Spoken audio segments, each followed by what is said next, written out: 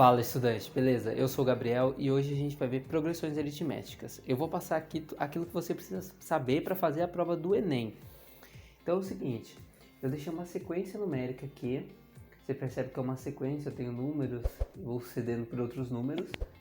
E eu quero saber se isso aqui é uma progressão aritmética, uma PA. Para eu saber se isso aqui é uma PA, eu tenho que observar o seguinte, ó. Você percebe que começa no 1, depois eu tenho o 3, o 5 e o 7. Você vai notar que eu sempre vou somando um valor. Eu somo aqui, chego no 3. Somo aqui, chego no 5. No caso eu vou somar 2, né? Então somo 2 com 1, eu chego no 3. Somo 2 com 3, chego no 5. E você vai observar esse padrão.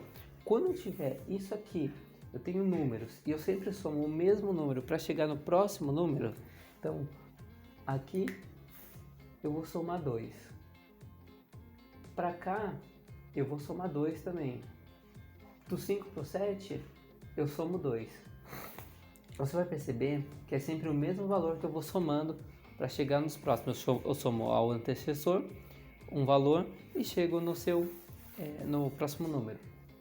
Quando eu tiver isso aqui, o mesmo valor somado, eu vou ter uma progressão aritmética.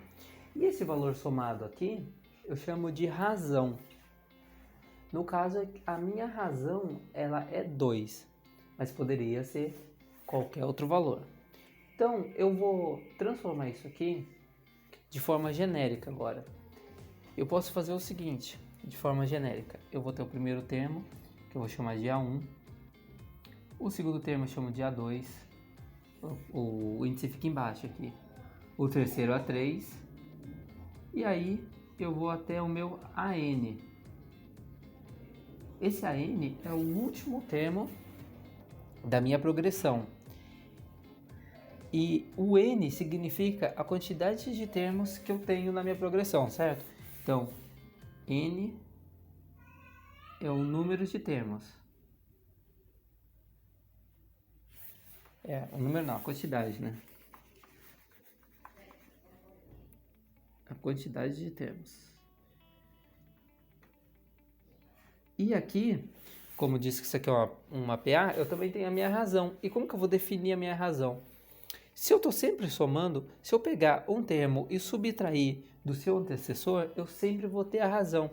Então a razão ela pode ser definida como AN menos AN menos 1. Isso significa o quê? Que eu pego um termo e subtraio do seu antecessor para encontrar a razão. Então aqui, por exemplo, eu poderia fazer 7 menos 5 é 2.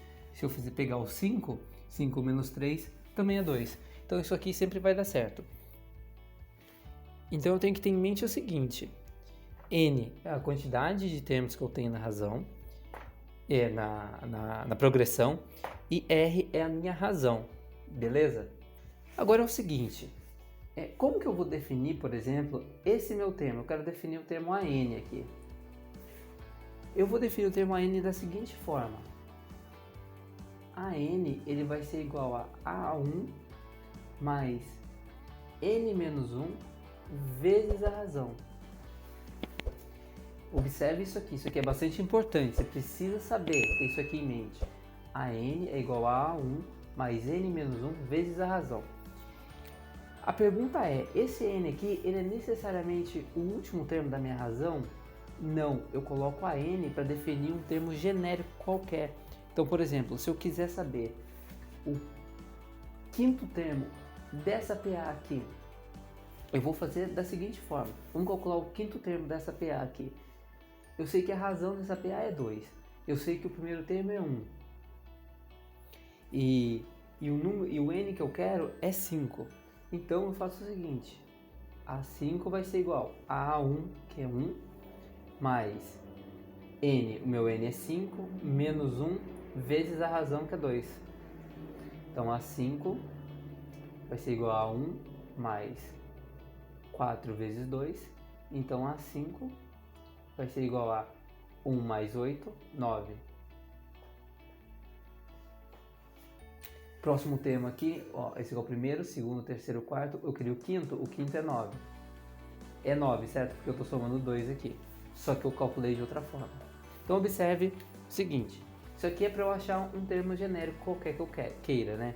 Ou na posição que eu queira. Então, se eu quisesse na sétima posição, o A7 ia ser A1 mais 7 menos 1 vezes a razão, que no caso é 2. Lembrando que aqui você tem que acertar para a PA que você está trabalhando. A gente aqui nesse caso está trabalhando com essa PA aqui. Então a gente usou os termos dessa PA, mas podia ser uma outra PA. Beleza? Outro fator muito importante que você precisa saber, além de calcular um termo qualquer da minha PA, é saber somar todos os termos de uma PA. E é o seguinte, vamos supor que essa PA aqui, eu vou dizer que ela tem 20 termos. Então eu vou dizer que ela tem 20 termos, n igual a 20. E eu preciso somar, e o exercício ele pede que você some todos os termos dessa PA. Para fazer a soma da PA, você vai calcular da seguinte forma. E presta atenção nisso aqui que é importante, hein? A soma da minha PA, eu vou chamar de SN, ela vai ser igual a A1 mais AN vezes N dividido por 2. Tem como chegar nessa forma? Tem. Dá para demonstrar essa fórmula aqui. Vou fazer aqui? Não vou fazer. Mas você precisa saber disso aqui para sua prova. É muito importante saber essas duas fórmulas aqui. Com essa fórmula em mente, agora eu vou calcular a soma de todos os termos dessa minha PA. Eu disse que essa minha PA ela tem 20 termos. Eu preciso saber, esse AN aqui é o meu último termo. No caso dessa fórmula aqui, esse AN é o último termo. Consequentemente, esse N são todos os termos. Eu disse aqui que eu tenho N igual a 20, ou seja, eu tenho 20 termos nessa minha PA. Vamos calcular o A20, né, que é o último termo. Para calcular o A20, eu vou usar isso aqui. Então, A20 ele vai ser igual a A1 mais N menos 1 vezes a razão. Então, o meu A20 ele vai ser igual a 1 é 1 mais N é 20, então 20 menos 1 vezes a razão que é 2.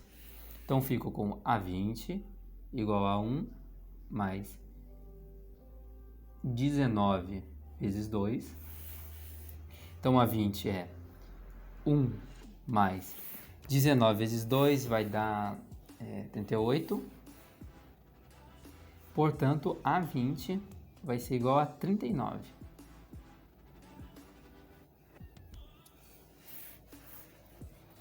Encontrei A20. Tendo A20 em mão, vamos ver se a gente tem todos os termos. A gente tem o A1, o AN, que é nosso A20, né? Acho que encontramos.